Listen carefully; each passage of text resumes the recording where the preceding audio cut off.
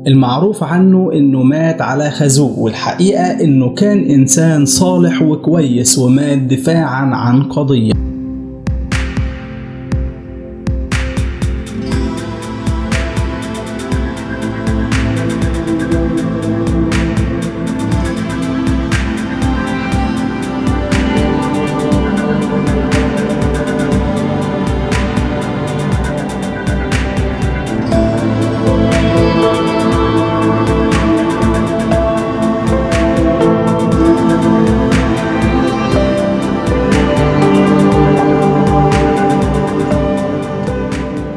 سليمان محمد الأمين الحلبي، سوري الجنسية، من مدينة حلب، وتلقب بالحلبي نسبة لمدينة حلب. اتولد سنة 1777 وتوفى سنة 1800. جه مصر مرتين، المرة الأولى سنة 1798 عشان يدرس في الأزهر الشريف على إيد الشيخ أحمد الشرقاوي اللي كان قائد انتفاضة القاهرة الأولى ضد الفرنسيين، واللي انتهت بدخول الفرنسيين الأزهر الشريف بالخيول، وقتلوا الشيخ أحمد الشرقاوي وفصلوا راسه عن جسمه. وبعدها سليمان الحلبي رجع حلب تاني عشان أبوه تعب، وقتها الجيش الفرنسي هزم الجيش العثماني في معركة المطرية، وهناك قابل أحمد أغاباشا، وده كان واحد من ضباط الجيش العثماني اللي عرض على سليمان الحلبي إنه يساعده، بس بشرط إنه يرجع القاهرة تاني، بس المرة دي مش عشان يدرس في الأزهر لكن عشان يقتل كليبر قائد الحملة الفرنسية. وعلى طول وافق سليمان الحلبي لأنه كان هدفه الجهاد في سبيل الله ومقاومة الفرنسيين بسبب اللي عملوه في الأزهر الشريف،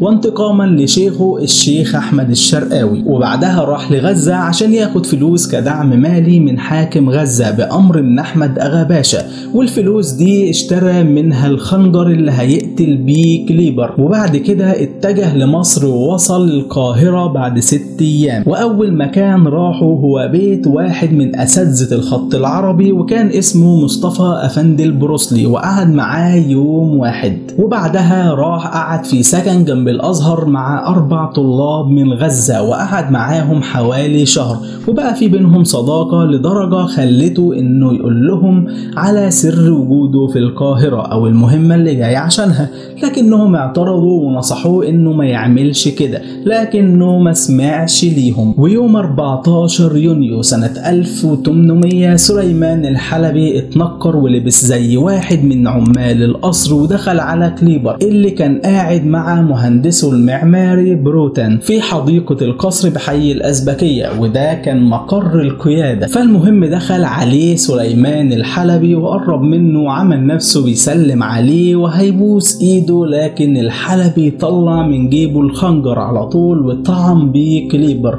لحد ما موته.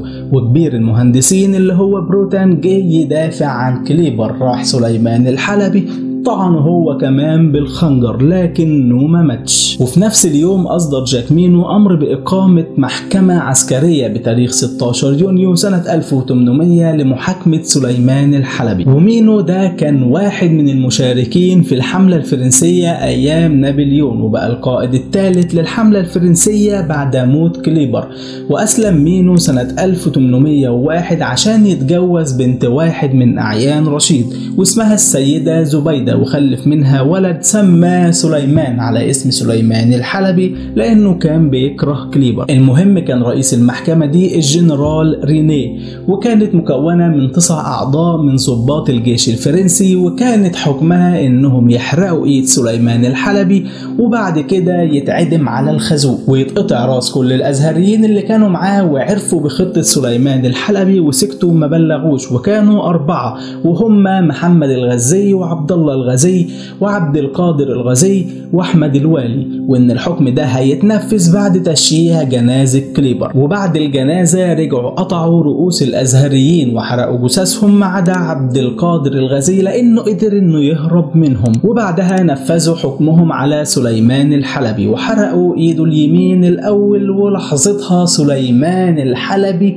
ما اظهرش اي علامات ندم او حزن. وبعدها بدأوا يثبتوا عمود حديد في الارض الأرض ويكتفوا سليمان الحلبي من إيده ورجله ويقعدوه على الخازوق عشان يدخل من فتحة الشرج ويخرج من بقه أو رقبته. والطريقة دي كانت وسيلة إعدام من أساليب الإعدام في العصر العثماني. وسليمان الحلبي وهم بينفذوا معاه عملية الإعدام دي ما قالش غير جملة واحدة، وهي جئت إلى مصر لأجاهد في سبيل الله، وبقى يردد الشهادة ويقرأ آيات من القرآن الكريم. وسليمان الحلبي فضل متعلق على الخازوق لمدة 4 ساعات، وكان زي ما قلنا بيردد الشهادة وبيقرأ آيات من القرآن. فطلب من العسكري شوية مية يشرب، فصعب على العسكري الفرنسي وراح يجيب له مية، لكن برتلمين اللي كان مكلف بتنفيذ الحكم على سليمان الحلبي رفض انه يشربه المية، وقال اقل شربة ماء كفيلة بقتله فورا فتتعطل مجرى العدالة. وبعدها على طول اتنفذ الحكم وسابوا جثته للطيور تاكل لحمه بعد ما قطعوا راسه. وعملية الاعدام دي اتنفذت على الملأ قدام الناس كلها في مكان اسمه تل العقارف في السيدة زينب بمصر القديمة. ولحد النهاردة الخنجر بتاع سليمان الحلبي اللي قتل بيه كليبر موجود في متحف الإنسان بقصر شايو في باريس، وجنبه جمجمته،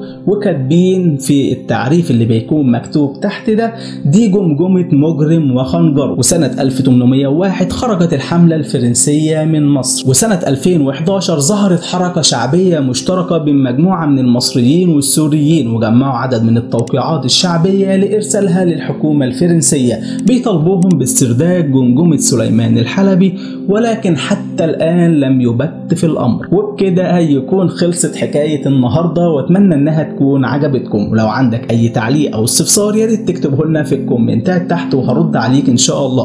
وما تنساش تدعمنا بلايك وشير وسبسكرايب. سلام عليكم.